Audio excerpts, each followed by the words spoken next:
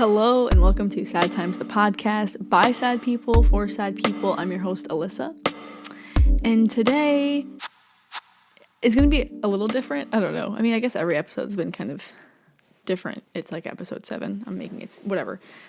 I'm getting ahead of myself. Anyway, if you can tell by the title, maybe you can't tell by the title, I'm going to be talking about like how I got like into indie music, I guess, and like kind of like my musical journey, for lack of a better term, because I went through a lot of like random phases, like as a music listener, I guess. I don't know. But before I get into that, let's do a quick little catch up. Since the last episode, the Govball lineup was announced, and day 2 consists of acts like Meg Thee Stallion, Phoebe Bridgers, Muna, Bleachers, Big Thief, and so many more. You know, the first night, that Friday, Billie Eilish headlines. I don't know. Like I said, just a lot of really, really great artists are going to be performing, and I'm lucky enough to be going. Well, God willing, you know? Like, yes, I have the ticket, but who knows what's going to happen, you know? Today, Lucy Dacus, well, the day I'm recording this, I should say, Lucy Dacus just announced that she will be performing a show at Red Rocks Amphitheater on June 23rd with Shaky Graves, and that, like, planted this seed in my head, and I'm kind of just, like, fantasizing Phoebe Bridgers announcing her tour, which I keep talking about, and if she happens to be playing any show at Red Rock, I will be going. Like, I will fly there. I don't care. I just had this epiphany today during class. I was like, because I saw Lucy announce it, and I was like, if Phoebe's performing there, I'm going. So I'm just putting that out there. I'm manifesting. That's really what this podcast is. It's just me manifesting things that I want. I think those are the main things I wanted to cover. Yeah, I think so. So let's get into the meat and potatoes here of, this episode. So, obviously, I'm very into indie music. I'd say I'm pretty passionate about it. I feel like all of the artists I listen to now have been very, like, formative. Also, it could be, like, the fact that... It also could be the fact that I've been, like, in college for this, span of time, which are just, like, formative years in general. But, I don't know. Like I said, it's just a genre that I'm very passionate about, and a community that I feel like I'm actually, like, a part of. And I know that sounds, like, really fucking, like, corny, but it's true. However, like I kind of alluded to in the beginning, it wasn't always like that. I went through some interesting, phases, and we're gonna get into that. But let's start from all the way in the beginning.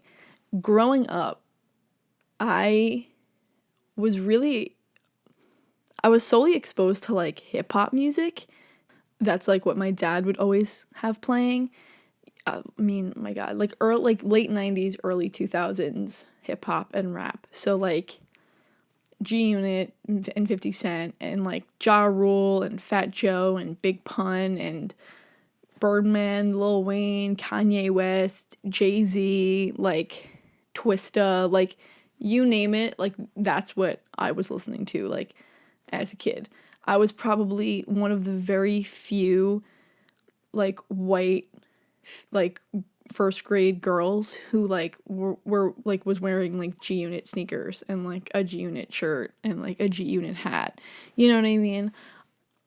I always liked to be a trailblazer. I think that's really what the lesson is here. No, but... yeah, I don't know. A lot of, like, weird memories, like, stick out my mind from, like I don't know. That's just, like I said, that's, like, really just, like, what I was exposed to. But, of course, like, also top 40, like, I have also, like, vivid memories of singing, like, Behind These Hazel Eyes on, like, my way to school. My mom just looking at me, like smiling, like, thinking it was cute, but, like, I was probably fucking terrible. So, yeah. That was, like, kind of what I initially was into, because it was just what I was surrounded by. And also, on this note, we are part of this, like, celebrity focused culture, you know? And I feel like I'm always constantly thinking about like if I was an artist, like what my answer to like the main interview questions would be. And one of those questions I feel like is constantly asked like, what was the first record you bought? Like da da da da da. And I don't remember the first album I bought like with my own money per se, but I know that the first CD I had my own copy of was Goodies by Sierra, which is so fucking funny and like honestly iconic of me. Because I know like my older sister is like also very, very into music and she's a singer and always had like a shit ton of CDs. So, but I remember that was like the first time like I had a copy and she had a copy, and then I remember like, you know, filling out my own little like CD case, and I remember getting like NSYNC Barbies that would come with like a little NSYNC CD, and I don't know, a whole bunch of like random fucking CDs. Aaron Carter, Dream Street, you know, all that shit. Because of course, like I said, like yes, I was like mainly into hip hop music, but also as a kid, of course, you're gonna be like into pop. That's just like inevitable. But also like my sister was, because she's 5 years older than me, so she was a huge fan of like the Backstreet Boys and stuff like that. So like over time, like, you know, over the years, I really have like, I know my fair share of like Backstreet Boys deep cuts. Like, do you hoes know anything about Unsuspected Sunday Afternoon? Like, I don't think so. Do you know what I mean? So off the jump, I was listening to, like I said, very interesting combination of music. But, you know, once again, I'm a trailblazer. That's the theme. Anyways, so I want to say I was in like 4th grade, I want to say. Yeah, I'll say 4th grade. And I remember my sister and I, my older sister and I, would like constantly make fun of the Jonas Brothers. And the gag was that I wound up like falling in love with them. And I remember like being insecure to like admit that I liked the Jonas Brothers. Like I was like we would talk shit about them and make fun of them because like we were kids. Like the Jonas Brothers obviously did nothing wrong. Like we were just being assholes. But I was like, you know what, like SOS kind of pops off. And then I got like I said, I got into them. And that was like at the time of like when their self-titled album was out. And like I said, the SOS video would play on Disney Channel all the time. Hold On, When You Look Me in the Eyes, That's Just the Way We Roll, all those good songs. I feel I was really mainly into like the singles off of that album. I guess I didn't like dive in, you know? But I remember when A Little Bit Longer came out. Like, I remember it being a debate, like, whether the Jonas Brothers were, like, what genre they consider. Like, they're not rock, they're a bunch of kids, and da, da, da. And I get that, whatever. But, like, that is, like, that's rock. You know what I mean? Like, they're playing guitars, you know, like, I don't know. Like, in my mind, like, the Jonas Brothers radicalized me, and the Jonas Brothers made me emo. Like, you can't listen to, like, title track on A Little Bit Longer and tell me, like, that shit's not fucking emo. Like, that shit's so fucking emo. Even Love Bug is fucking emo. I'm getting so defensive over this. No one is arguing with me. But anyway, that was, like, the first band I got into that was, like, alternative. Do you consider them that? Like, I don't know. Like, it was just different than what I was used to listening to. It was guitar driven and stuff like that.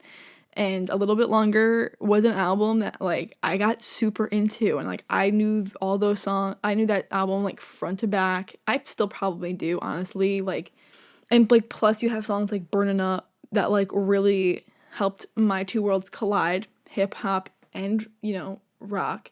Like, that's incredible. Like, that's the modern day, like, Walk This Way by Run DMC and Aerosmith, in my opinion. It's so fucking ridiculous. Anyway. And, like, you know, once I came out as a Joe Bro stan, my sister was fine with it. And there were, like, a lot. And, like, when I say a lot, I mean a lot of very embarrassing videos of me pretending I am Joe Jonas with various different people. My sister, my cousin, like, my friends, like, that was, like, something I did regularly, like, pretending to be Joe Jonas, which is so interesting and makes so much sense now, if you really think about it. Also, I was Joe Jonas for Halloween in 6th grade. Also, I just remembered this. Whatever. yeah, I was Joe Jonas for Halloween in 6th grade. I'll insert a picture if you're watching this on YouTube. If you're listening to this on, just the audio version, God knows where, you should check out the YouTube video so you can get the visuals here. I also remember, like in 6th grade, I took like family consumer science and they gave you like an egg baby, over the weekend to, because apparently that determines whether or not you're going to be a good parent or something. I remember I made it, like I drew on it to make it look like Joe Jonas.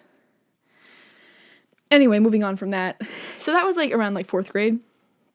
And then in 5th grade, I remember for Christmas, we got Guitar Hero World Tour, which fucking slapped. That was like the Guitar Hero that, like was trying to compete with Rock Band. It came with the drums and you would sing and whatever. If you were me, you would buy a mic stand just for your Wii microphone and you would play guitar and sing at the same time because you just needed that much attention. But whatever. Anyway, but yeah, fucking bangers were on there, like Living on a Prayer, fucking Eye of the Tiger, like that playlist was incredible. And Misery Business by Paramore. Paramore was another band that I feel like my sister like would always like make fun of. Also my sister, like we were just kids, like I said, being assholes. Like it's not like my sister like was bullying me or like making fun of the shit I liked. It wasn't like that. Also, she has since come with me to several Paramore concerts and stuff like that. We love Paramore. But anyway, so I was once again like very insecure to like say like I like this song or whatever. But I don't remember like the actual come out, but I just remember like immediately really getting into them. And I remember my mom bought me like the Riot CD and my dad got it for me too because he didn't fucking know. So I had 2 Riot CDs and like I think it was around a year later is when Brand New Eyes came out. And I remember the day that came out. Actually that's a lie. Let me backtrack. I remember the day that the Ignorance music video came out and they would play it on MTV every hour and I watched it every fucking hour. I was obsessed with that song, the music video, eventually that album. Like, oh my god. Like I literally remember, this is so fucking stupid. My friend was away and like my family was like checking in on her grandma's cat. This is so random. And like my mom dropped me, like not dropped me off, but she was like waiting outside. She had me run in to go like feed the cat or whatever the fuck.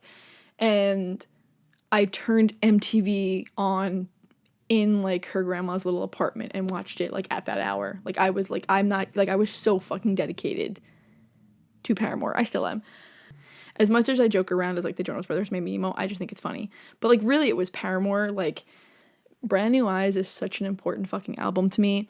And if you know anything about me and like my life, and if you know about like the lyrical content of that album, then like it makes sense to you like why that album is really important to me. It's an album I've gone to countless times, like I don't know, when like shit is bothering me or whatever. It's just become a real source of like comfort. And I've always dubbed Misguided Ghost to be like my all-time favorite song. It will always be like an all-time favorite song for me. Just Hayley Williams will always be one of my favorite writers. You know what I mean? Like I said, just Paramore means so fucking much to me. And Brand New Eyes literally changed my life.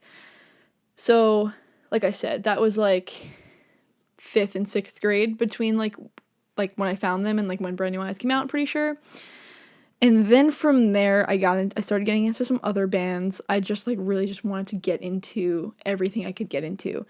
I got really into Green Day. This is like between 6th and 7th grade. I got really into Green Day, and I remember my stepsister like burned me a copy of 21st Century Breakdown. That was like the album cycle that was currently, going on, and I was like fucking obsessed. Like that's another album I got really, really into.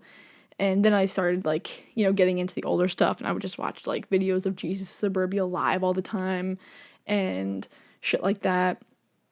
And I also got into Brand New, who I no longer support because I stand with women. I don't care what the fucking story is. I don't care if you're team Brand New. I don't care. I always will stand with, the victims and the women. So fuck Jessie Lacey, fuck Brand New.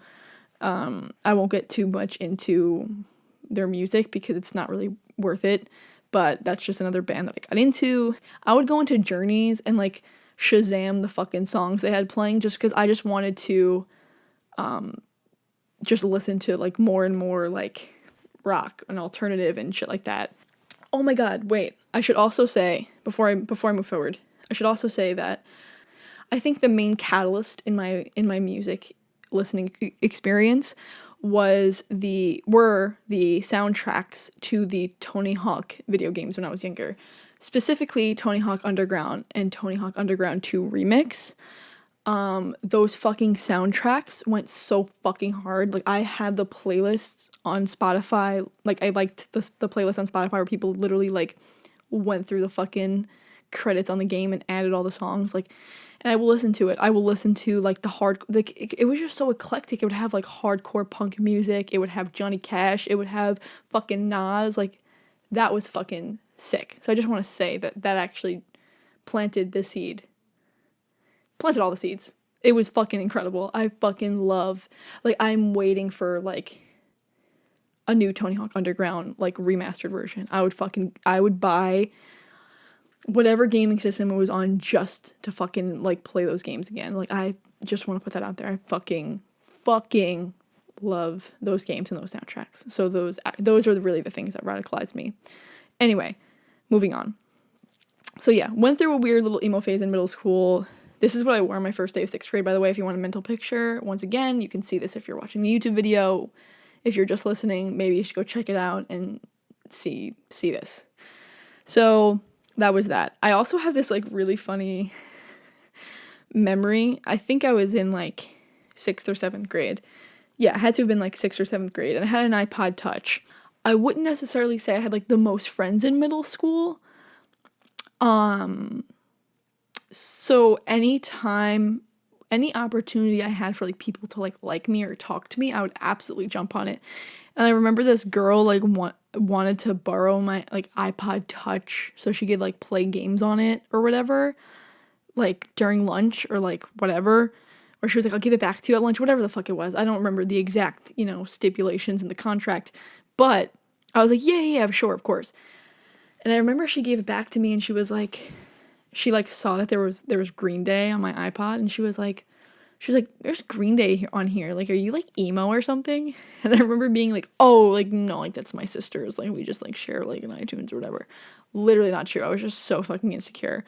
But, it's fine. Everyone's insecure at some point. You know what I mean? You gotta build up to, like, owning it, Then in 8th grade, I remember I got back into, like, hip-hop music and rap music, specifically Nicki Minaj. Like, I was a hardcore barb. This is something that has been addressed on this podcast before.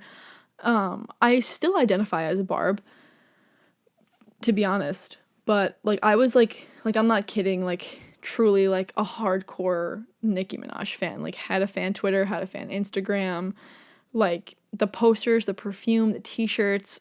I've seen her live. Like, I'm talking, like, downloaded her mixtape, would download every feature, would learn every feature, every fucking verse. Like, I'm not gonna lie, like, I don't know Queen as well, but, like, her albums before that and her mixtapes, like, I'm very well versed. Very well versed. Like, I can, like, hear a word and, like, figure out, like, I'm like, Nicki Minaj said that in a song. I'm like, oh, and she said, and, like, and then I just rap the whole verse. Like, it's something that is, like, so ingrained in my mind. Like, that whole experience. And also, like I said, I was very into Drake. That was, like, around the time Take Care came out, which is a really good fucking album. I don't regret that phase at all. I don't regret being a barb. It made me who I am today. It is who I am today. So there's that.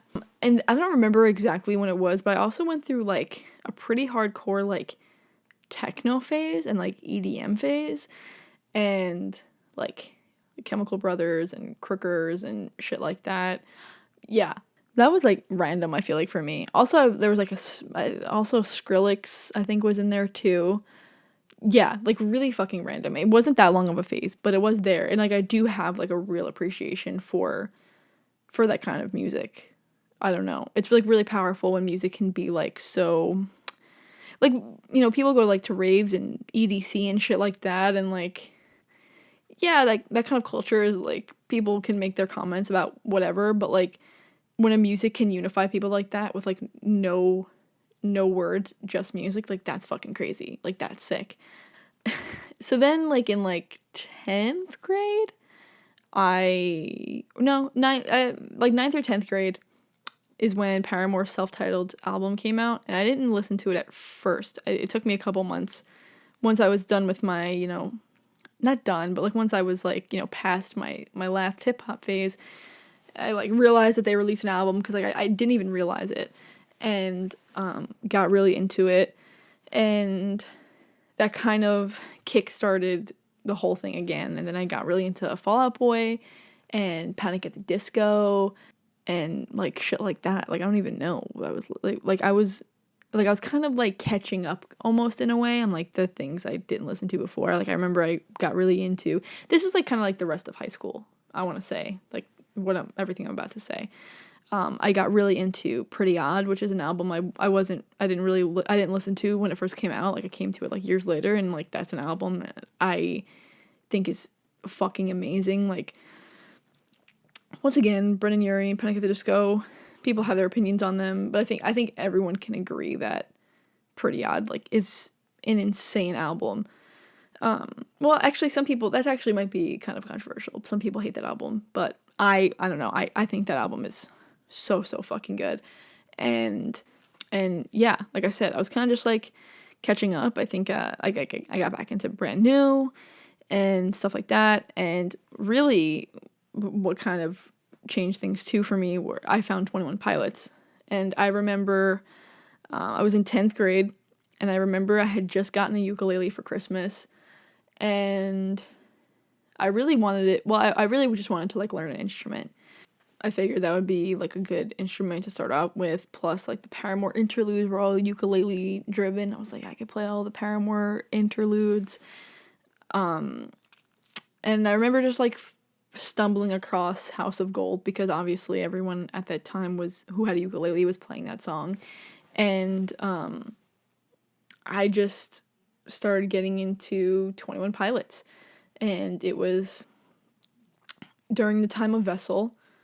And I mean, I briefly touched on this last episode because I said like 21 Pilots was like very, impactful for me. It was like the first time since Brand New Eyes I've found comfort like that in music. Music is just so fucking powerful, and like it like if nothing else, it really just shows you like you're not alone, you know what I mean? The shit that you think or the shit that you go through or whatever. And that sounds really fucking cheesy, but it's honestly true. And I remember, like, I saw them for the first time, like, a couple months later, like, live, and, like, that was, like, just so crazy. And, yeah, and then eventually, like, a couple years later, Blurry Face came out, which obviously, like, just changed everything for them. And then, like, they went from playing, like, the Paramount in Huntington, which is where I saw them for the first time, to playing, like, Madison Square Garden. Yeah, but, I mean, like I said last episode, like, as much as like their music doesn't really do it for me the same way like it once did, like it'll always be like important to me. But yeah, that was pretty much like most of high school. I want to say senior year I went through a phase where like I was really into like early 2000s pop. Like I was like obsessed with listening to like Britney Spears and Khalees and I don't know, just like random shit like that. I don't know. But once I started college, this is where like all like the emo and indie shit kind of comes into play. I feel like the first like indie song I remember listening to was 4th of July by Sufjan Stevens. And I remember my friend Danny sent me a YouTube playlist of like music or whatever. And like, to be honest, I wasn't going to listen to it.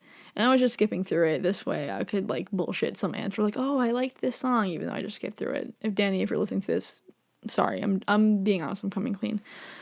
But I clicked on 4th of July and I was skipping through it, and I actually really liked it. And I started from the beginning and I played it through, and I was like, oh my God, this is actually like really fucking good. Really fucking sad, but really fucking good. And then I started listening to like all of Carrie and Lowell and stuff like that. I didn't get like too into it, opening any doors for me. Like it kind of just stopped there. And then around like a year-ish later, I remember I was like in the library at school, not doing homework, and I was just on YouTube. And I came across Julian Baker's first Tiny Desk concert. And she's an artist that I would constantly see like Hayley Williams talk about and stuff like that. And I was like, all right, let's just see what the hype's about. And I watched it and I was just like blown away. I think the moment that did it for me, that like really did it for me, was when she sang Funeral Pyre, which is, I'm pretty sure, the last song that she sings during that performance. And I was just like, whoa. And then it was like right around the time that Turn Out the Lights came out. And I got really into that album. I got really into Sprained Ankle.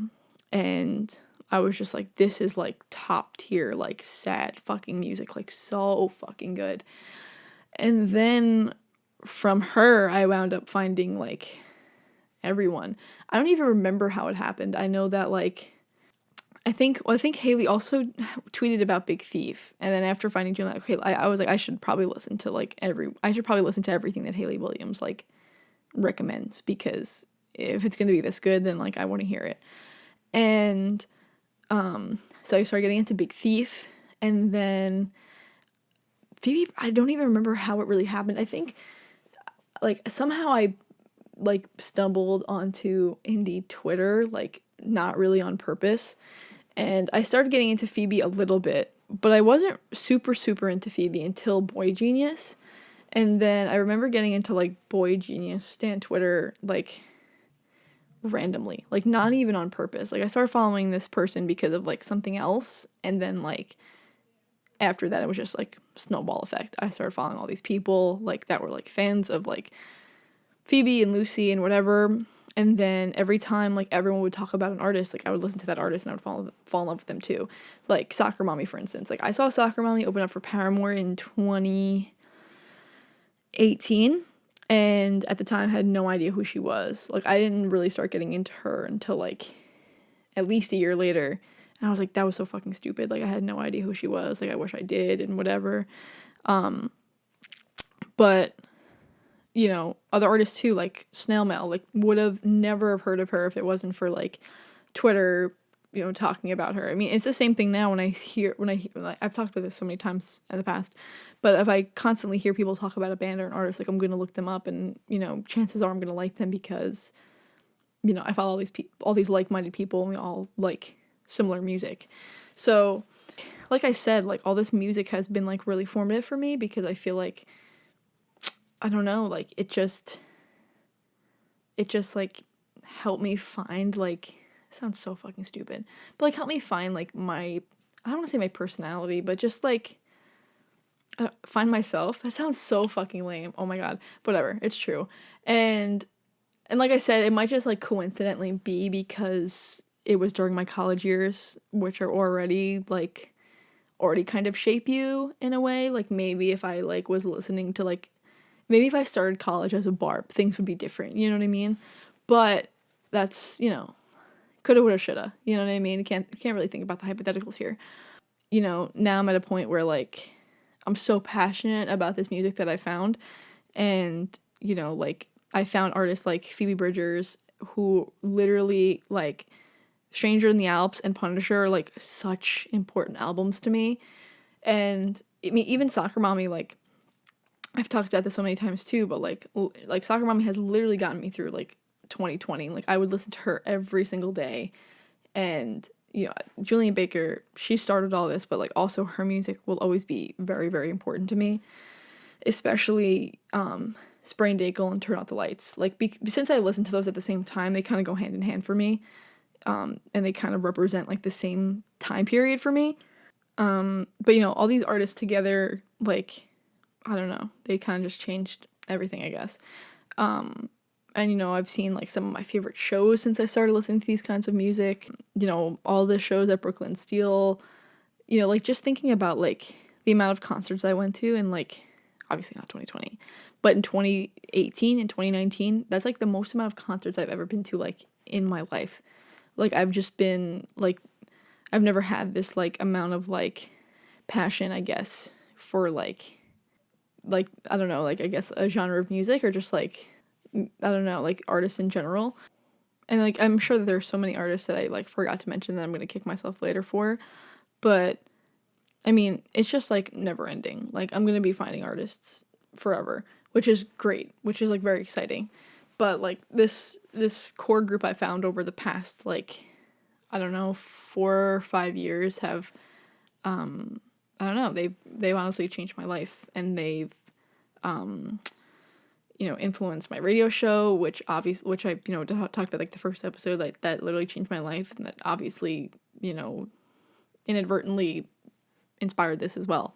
So yeah, I'm just grateful for the music. I'm grateful for the genre. I'm grateful for all the artists, and yeah, I hope that they continue to be like the soundtrack of my life. So that, once again, sounds really fucking cheesy, but it's true. But I think that pretty much covers, my story and my journey. Once again, the theme here is I'm a trailblazer. No, I'm kidding. Well, actually, no, I'm not. I am. But let's talk about the song of the day. Last episode, I discussed Coin's new EP. New EP that now completes the Rainbow Mixtape album. And a song that I really want to highlight is called Different Moons. And this is one of the songs that I kind of gravitated to when I was like going through my first listen. Like, I was kind of skipping around the whole mixtape and just listening to whatever, which I usually don't do that when I listen to an album. I usually do like to listen to it straight through. But since most of the songs came out already, I was just not doing what I usually do. And I don't know, the song title just intrigued me. So I went to listen, and I immediately fell in love, and it is my favorite song currently. So I highly recommend that you go check it out. Coin, Different Moons, off of the Rainbow Mixtape, also part of the Red Orange EP. And yeah, if you like it, go check them out on tour. Yeah, I think that concludes this episode. So, continue to, tell your friends about the podcast. I don't even think any of you are telling your friends. That's fine. But, go leave me a review on Apple Podcasts. I think I have 2 reviews right now, which is pretty crazy. I think I have like 5-star ratings, which is pretty crazy. So let's keep those up. Throw me a 1 star if you feel like being a dick. No, I'm kidding. Don't do that. Actually, you can do whatever you want. I don't care. Continue, checking these out when I put them out. It means a lot. If you listen to this, if you're still listening to this now, like you listened to the entire episode, that means you're a real one. So I appreciate it. And yeah, I don't know. I hope I'm attempting to be more consistent now. But yeah, let's keep this shit going. As always, stay kind and stay sad.